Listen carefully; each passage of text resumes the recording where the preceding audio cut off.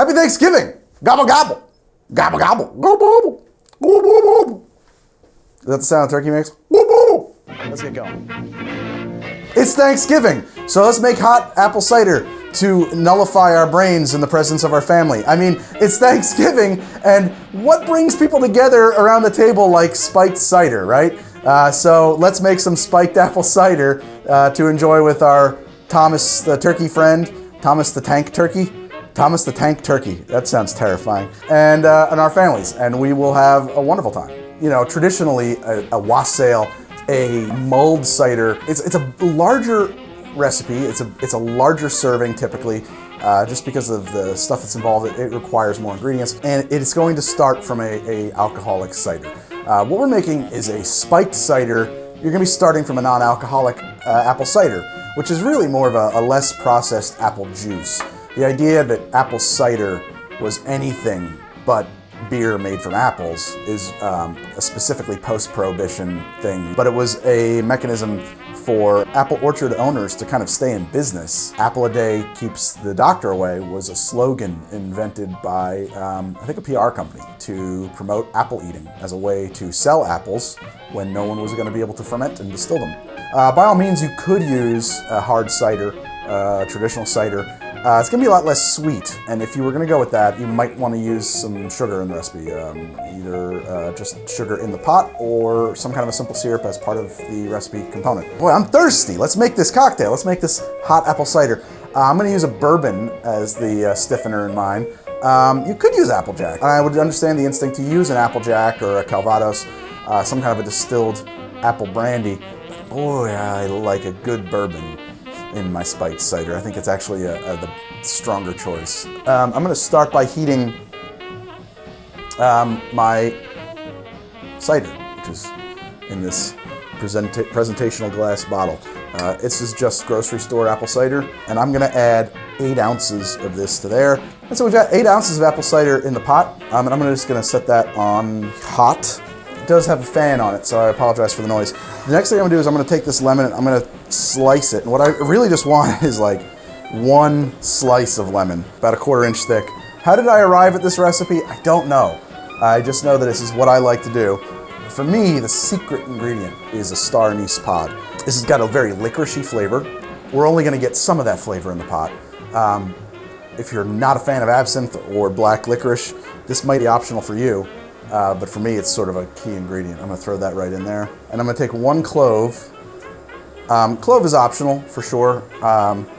Clove is optional sounds an awful lot like clothing optional, which is not the case.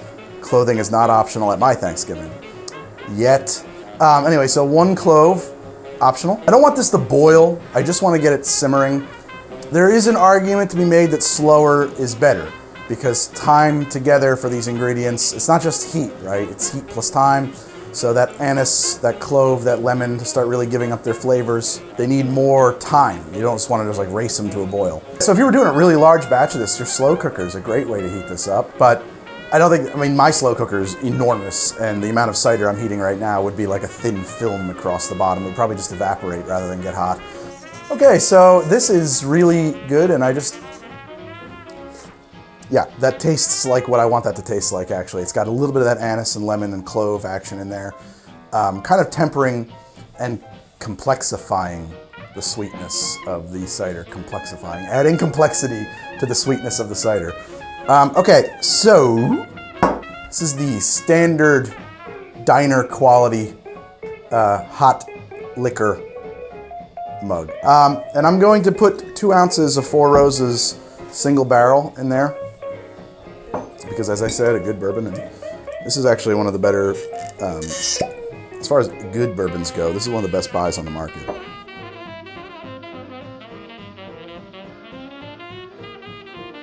And I'm just gonna pour I'm gonna hold my strainer here, because if that lemon or something drops in, we could be in a little bit of trouble. I'm just gonna pour that right up.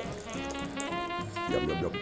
Always a little spillage when you do something like that. A ladle would have been a more elegant way to do that.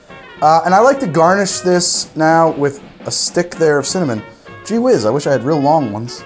It's kind of disappointing, eh? Well, it's in there. There's a stick of cinnamon in there, adding to its lovely goodness. You can leave it alone, but if you want to embellish it, I think garnishing this with a lemon wheel, not a bad choice. Certainly not an attractive choice. And then I even will float another bit of this star anise on the surface. It really kind of gives it a more complete and festive look. And I think that is how I would like this drink. And now, oh yeah. First off, that's delicious. This is super good. Oh my God. Okay. How will I describe this? You get mulling spice and a little bit of tartness from the apples, and all these just like really warm autumnal flavors that just run through you. The lemon actually helps, I think, a lot in this case, both in the cook and on the garnish, because it adds to the nose of the drink. And the acids that just a little bit leaches out when you heat that up. It kind of tempers and adds a little bit of extra complexity to the drink in whole. Clove and anise, to me, add a lot for that mulling, mulled spice, pumpkin spice latte, whatever you want to call it, flavor. This is my personal favorite recipe for a spiked cider. If I am in the kitchen and some guests over in a holiday party, and I'm left alone for a few minutes with a bottle of bourbon and a jug of cider, I'll probably be coming out with one of these in short order.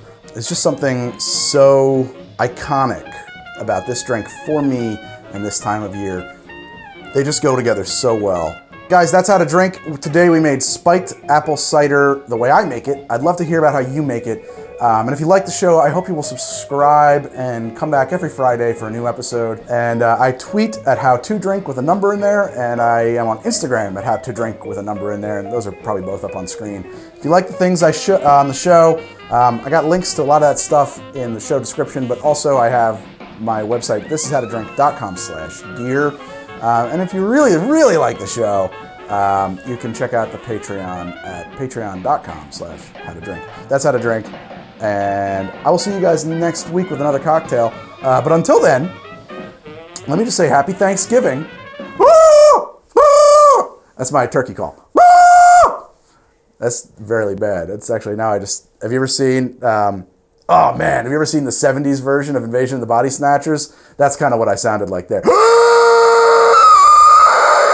That's not relevant to Thanksgiving.